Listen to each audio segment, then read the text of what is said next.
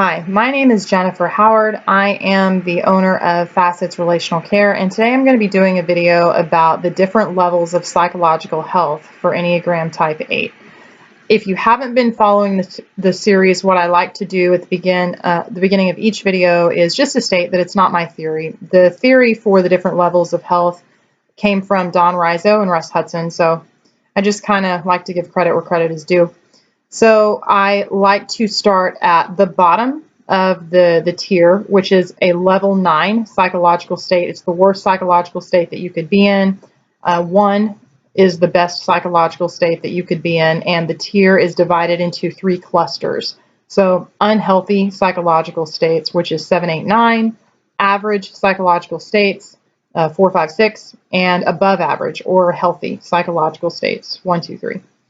So today, talking about type 8, we're going to start at the bottom and work our way up. I am going to give you something that you'll need to know before we jump into this. I'm pretty much going to be using one fictional character to walk through these different levels of health for type 8 because his character in this TV show really kind of starts about average, probably at a level 4, and then as each season progresses, he gets all the way down to a level 9 and stays there. He doesn't ever come out of it. So I'm going to use the same character. That character is Ragnar Lothbrok from the History Channel's TV series Vikings. Awesome show. It's great. It's actually, I like to call it the best case study for Enneagram Type 8. Pretty much all of the main characters are Type 8. I mean, not really. They have... they've got a 2 in there and a 9 and a couple 6s, but for the most part, the people in there, 5, Floki is a 5. For the most part, they've got pretty much a lot of type 8s in there. Ragnar Lothbrok, who is the main character, he's 8 with 7 ESTP. His wife, initially, is Lagertha. She's 8 with 9 ENFJ. They have a son named Björn, and he's 8 with 9 ESTJ. So, excuse me. If you are not familiar with the series, I recommend it. It's a fantastic series. They have seasons 1 through 4 available on Hulu right now. I think season 5 is currently airing on the History Channel, so it's not on Hulu yet, but you've got a lot to catch up with if you want to. So, anyways, we're going to start with, excuse me, level 9. So when an 8 is at a level 9 state of health, they at this point are almost sociopathic. They have absolutely no regard for human life. This is someone that will go to practically any measure to, I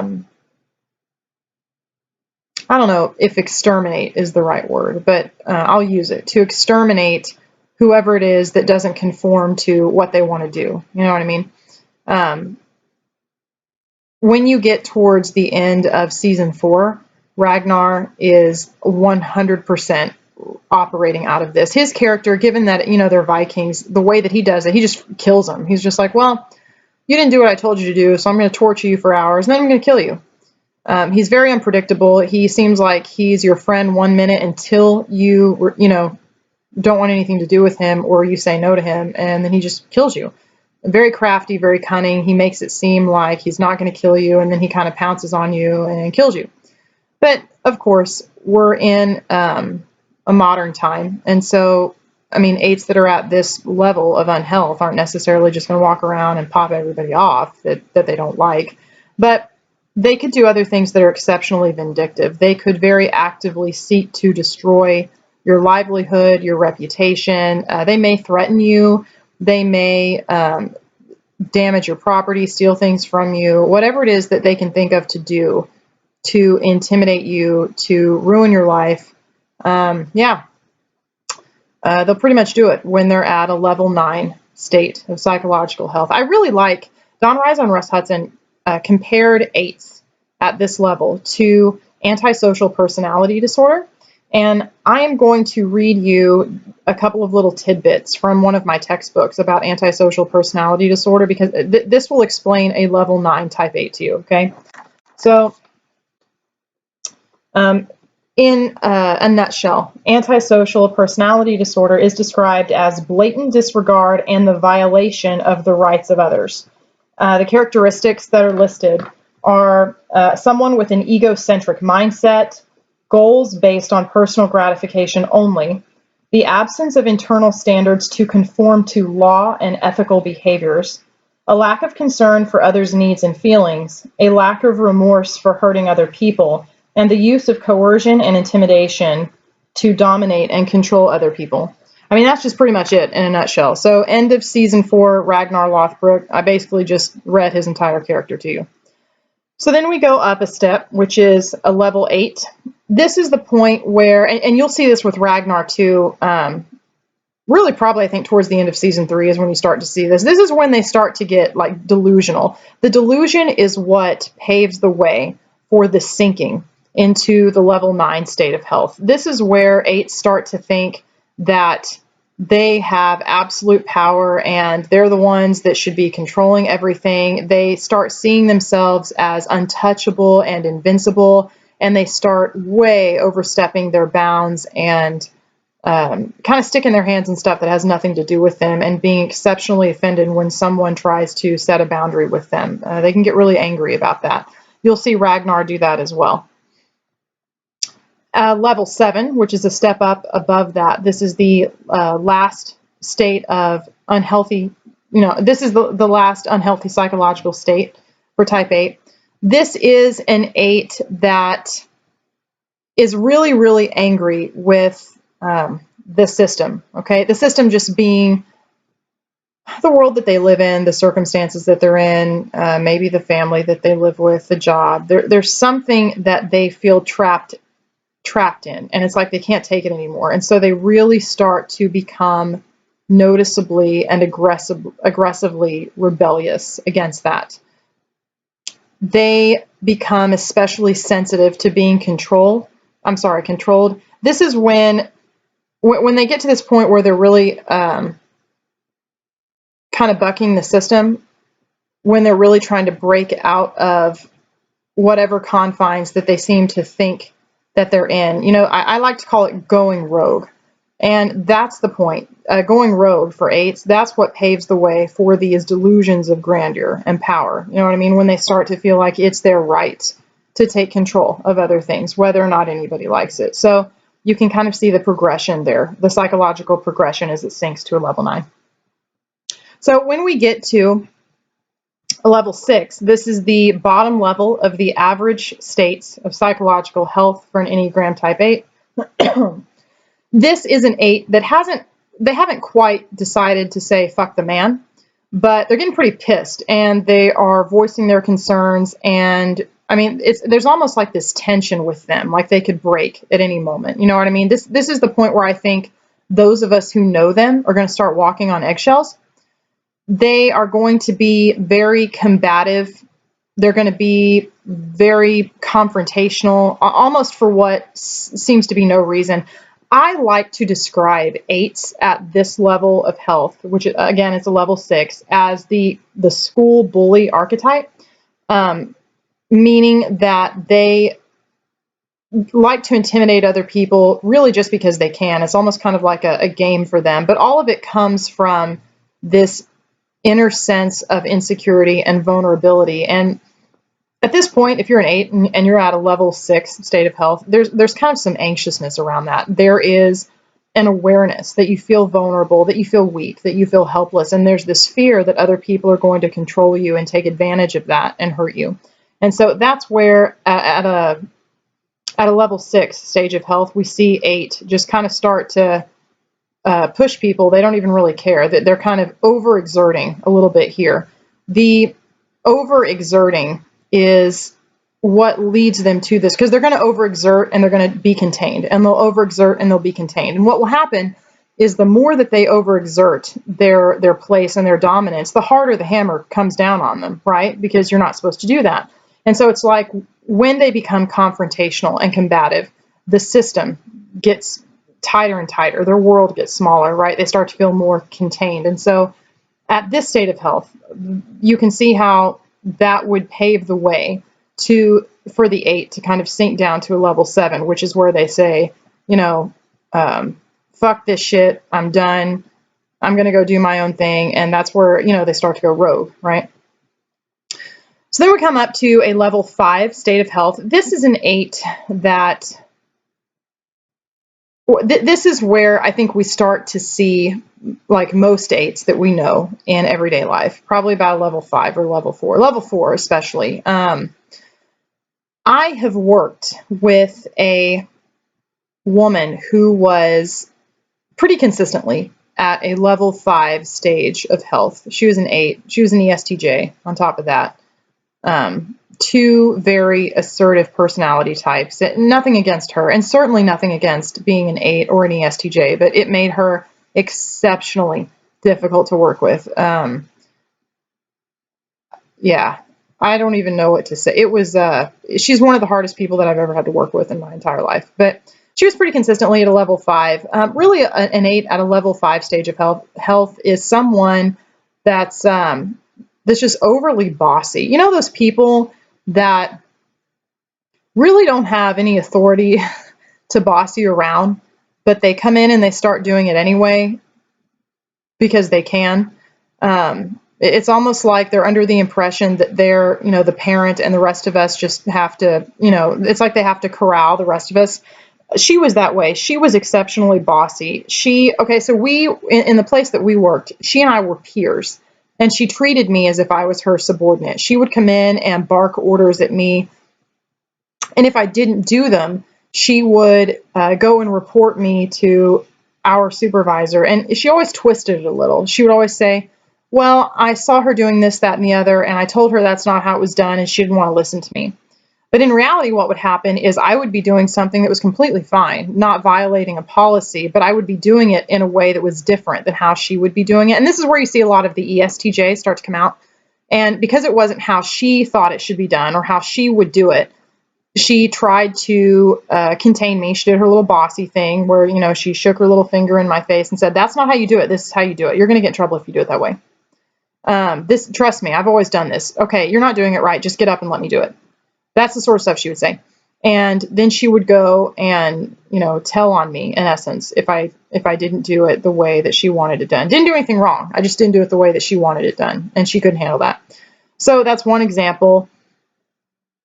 I'm going to give you, I guess another way to say it is she was always kind of imposing herself in on things that had nothing to do with her. This is a really good example. I remember that she and I and another guy that we worked with were sitting in a room on our lunch break. And he was telling me some funny story about someone in his family that got drunk and shot somebody. But it was like, and I mean, it's unfortunate, but it was kind of the circumstances that led to that happening were really, really funny. And the way that it happened was really, really funny. And so we were kind of laughing about it because we thought it was funny. And she hadn't said anything the entire time. She wasn't even in the conversation. She was actually sitting at another table by herself. And while we're over here laughing about it, she pipes up and she says, well, I don't think it's funny that somebody got shot. And quite frankly, I think it's very disrespectful that the two of you find stories like that amusing. It makes me question your character and your mental state of health. And we were kind of like, who fucking asked you? Like, you're not even in, you know what I mean? It's kind of like, take the stick out of your ass. You know what I mean? She was one of those people. So Enneagram type 8 at a level 5 stage of psychological health. There you go. So then we get to a level 4. This is the highest level in the average range for Enneagram type 8. And this is where I think the majority of 8s are going to be. You'll get those that are at a level 5. That can be common too. But level 4, this is pretty much where they are. This is where we have the 8 that's just kind of owning themselves. Life is about them, although I'm not trying to imply that they're selfish. They just have that really well-developed sense of self and the understanding of what they want, how to get it. They're just kind of that powerhouse, you know what I mean? They're very decisive, I just alluded to that. They know what they want. They know what they're, how to get it. They have got these ideas in life about things that they're going to work towards, and they go and do them, They kind of run their own life. They don't answer to people, but at the same time, they're not disrespectful. They're not in, fuck the man mindset, you know. They're just owning their own shit, directing their own life. They're kind of like the kings of their castle, if that makes sense. They're usually at this stage really, really independent. Like they've kind of differentiated themselves from any other group or place that they may have been dependent upon before. So they're probably, this is a sort of 8 that's they'll probably live on their own. They'll probably be financially independent from, you know, whoever it is that they could have been dependent on. They have a job that they really like. They'll probably try to have a position at that job where they don't necessarily have to answer to a lot of people, but can still do their own thing and make decisions and call the shots. So it's really about creating this sense of independence so that they don't have to rely on somebody else, because 8s don't like it when they need other people. They want to be these entirely self-sufficient bubbles, right? Relying on other people is like, no, because those people are going to be incompetent. And there's always the possibility that somebody could cause harm to them or take advantage of them where they're vulnerable. And it's kind of like, no. So this is the 8 that's kind of got everything situated to safeguard against that. But again, a normal person just living life, but, you know, they've just kind of got their walls up and everything's functioning and they're doing their thing and don't get in their way, you know. This is where actually tying back into Vikings, when you go into series 1, I think excuse me, Ragnar starts here. This is where his character starts, and again, it's a fantastic series because they get really detailed with it, and they capture the personality perfectly, and you get to watch him completely disintegrate to a level 9, and again, stays there. So season 1 with Ragnar, fantastic example. Bjorn, his son, who is the 8 with 9 ESTJ, throughout the season, he pretty much tends to maintain himself at a level 4. He's a fairly stable character throughout all 4 seasons. I haven't seen season 5 yet, so I can't speak to that. Ragnar's wife, first wife, is Lagertha. She also, as well, tends to stay pretty much throughout the different seasons at a level 4 state of health. So she's another really good example. So again, if you just really want a case study in type 8, Vikings, just watch it. It's awesome. It's one of my favorite TV shows ever. So then we go into a level 3 state of health. This is the bottom of the healthier psychological states for Enneagram type 8. 8s at this point, they still kind of have that, the walls are still up, they're self-directing, they're running their own thing, they're not saying fuck the man, they're not bucking the system, they're in that whole you don't bother me, I won't bother you kind of state. They're just chugging along doing their thing. But this is really where you start to see 8s turn towards that. 8s will integrate into 2. So what that means is they take on the energy and the healthier aspects of 2 as they grow and they develop. And so this is where you really start to see that come out. These are the 8s that start to take people under their wing. It could be people in their circle, but usually if you're at this state of health and you're an 8, you're in other words, you're getting healthier, you're usually more open to taking other people outside of your immediate circle or your posse, if you will. You're usually more open to taking people in that aren't within the circle and being protective of them and supportive and kind of fighting for them and being a defender for them in whatever way it is that you can. So, yeah, so it's just kind of, it's that mindset that's starting to become all-inclusive. Does that make sense? When you go up from there at a level 2, this is almost, there's almost a contrast here, but not quite. This is where you have an 8 that has fully become aware that they don't have any control over other people. So they've got their boundaries where they need to be, and they don't worry about anybody anymore. They do for them, they take care of them. If somebody comes to them and says, hey, I need help with this, then certainly they would be more than happy to fight for that person and support that person and be a rock for that person. But they're not going to go around and impose themselves as this savior. They're not going to go and just, let me do this for you. Let me do this. This is what you need. I've got it. Don't worry about it.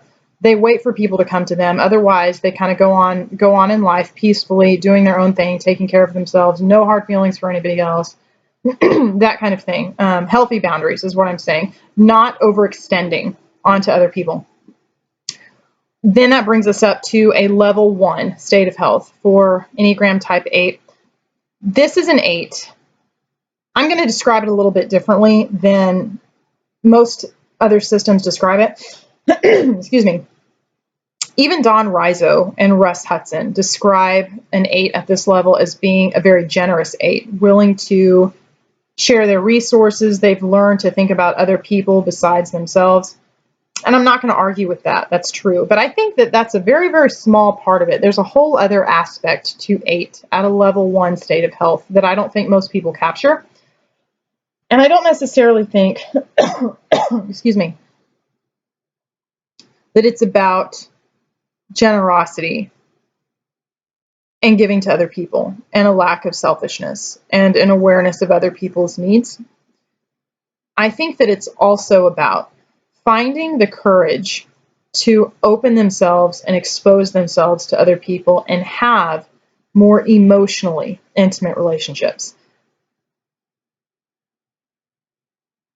8's, an intimate relationship for an 8 otherwise is usually a very intellectual relationship. 8's would consider a relationship intimate if they have someone that they can do life with, go on adventures with, someone they can talk to, share ideas with, things like that, someone they can, bitch about stuff with, right?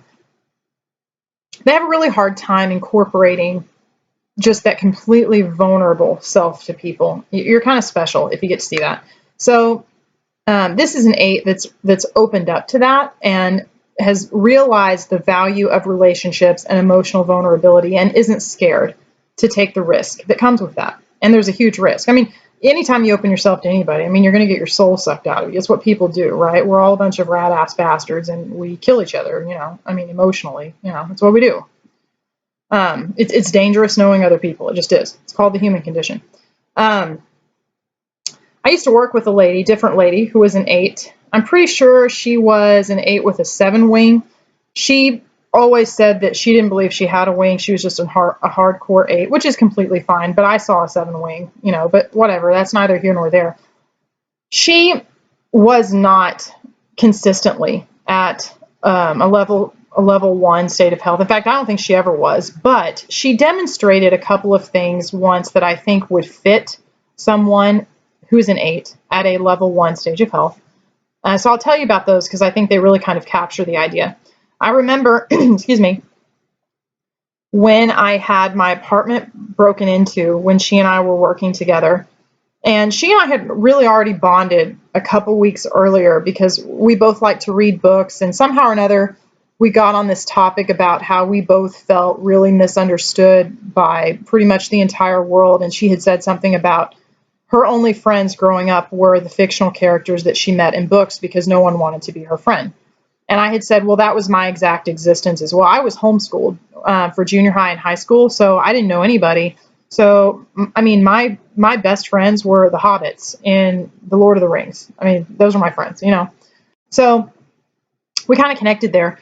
And when my apartment was broken into, I had a Kindle and I had all my books on the Kindle. And that was one of the things that was stolen. And I was devastated because those were my books and they were gone. And I remember I came in and I told her what happened and she was very sympathetic towards that. And then like 2 days later, she comes back and she's got this present for me. And I open it and it's a brand new Kindle. In fact, not only is it a brand new Kindle, but it was like this Kindle Fire HD. It was like the most recent one that they had out at the time. And I told her, I'm like, why are you giving this to me? And she said, oh, yours was stolen. I didn't want you to be without your books. You can, log in, put your account on there and just re-download all the books. And I thought, I don't know, it just really moved me that she would do something like that because that was something that I think most people would think to be out of her natural character because otherwise, guys, she was like a hard person. She was kind of harsh. What I'm saying is she's not the sort of person that you would imagine would leave and be so thoughtful of that and go and spend the money however much money it was, more money than I think she should have spent on me, to buy something for me simply because, she empathized with me and she understood what it was like to not have her friends, right? Her books. So, that's one example. To give you another example, after we got to know each other, there was one Christmas where I didn't have any place to stay. And again, she just completely chose to trust me and has not known me outside of work. She didn't have me on her Facebook page, although that doesn't mean anything anyway. But she really had no reason to trust me. But she was going to be out of town for Christmas, and I didn't have any place to stay. So she came in one day and hands me the key to her apartment. Says, "Here, you can stay at my place while I'm gone." Again, and I thought, wow, like how trusting of you. You know what I mean? It was just so bizarre for an 8 to be so open and so trusting to someone that she didn't even really know me.